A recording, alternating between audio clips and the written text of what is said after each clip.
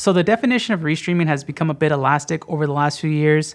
So in this edition of The Grind, we're going to talk about the different types of restreaming, how to do it, and why you should do it.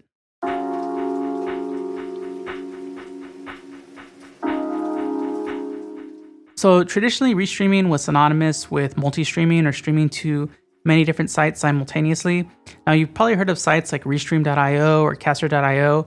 And basically what these sites do is they give you an RTMP URL. So you set this up in XSplit Broadcaster as custom RTMP. You send in the one stream and they rebroadcast it to multiple channels. So this is useful if you have a client who wants streams on, say, Facebook or YouTube and Twitter all at the same time. Or if you're a new streamer that's trying to find your own audience, like you're not sure if you should be on Facebook or YouTube, you can stream to both and see where people interact with you the most. And XSplit Broadcaster can actually do restreaming as well, except in this instance, it's basically different encoding processes. So you need a really beefy CPU to do all these different streams, but it's one easy way to transcode. So you can send one 1080p and one 720p. Now, another form of restreaming that's gotten really popular over the past few years is known as rebroadcasting. And so this is basically where you take another stream and capture that and then put your own commentary and maybe camera over it. Now, a lot of popular trade shows like E3 or PAX, they give special permission to streamers to like restream the press conference. And it's pretty easy to do this. You either screen capture it, pretty straightforward. If you don't have the screen real estate for this, you can take the stream's URL and add it as a web source. So this will just basically capture the player and you just talk over that. Really easy to do. Now, some streams will give you special RTMP sources, and basically you can take in this RTMP source and display it on your stream, and this will be like a special feed that doesn't have commentary or something, so you can talk over it and make it your own content, and you avoid things like DMCA.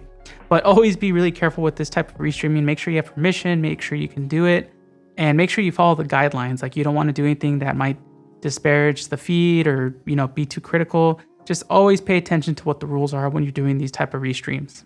So for this type of restreaming, there's another thing to consider, which is why should you do it as a streamer? Or if you own the content, why should you allow other streamers to restream it? So for you as a streamer, like, especially if you're doing something in different languages, like you can localize it for this language and find an audience with that. Like, this basically, it kind of makes, it gives you content that's pretty straightforward. Just commentate over it and react to it, but also like it opens up new audiences. Like, they're going to want to see your perspective or your take. And again, like I said, if you have a certain community or niche that's going to be represented by you talking about these streams, it's really good and really important, especially if you have special insights. Like if you're talking about trailers and you're a developer, you can say like, oh, this is how they choose what's in the trailer or what's not. There's lots of different takes to put on streams. Now, if you're the content owner, depending on the kind of content you're doing, as long as it's like not someone's private wedding or anything, but if it's like an esports event, like this just opens up to many more audiences for them to watch your content. So, you might be like a small event organizer and you just don't have the budget to hire localization people, but people are really interested and they're willing to restream it in their own language. Like, this opens such a huge audience for you. So it's really valuable to tap into that and basically get your content as many places as possible. Just try to ask people that restream your content to, send over their analytics reports, or if you're the streamer yourselves, to submit those as well, because it helps people in marketing to get those numbers, know their viewership, so they can make sales and make the event bigger the next year. So I want to know from you, like, do you like watching like the original streams of like the E3 press conferences, or you like watching restreams with reactions? And have you ever streamed to multiple platforms yourself? Let me know in the comments. Give a like if this video was helpful and share it as well. And be sure to subscribe for the next time we're on The Grind.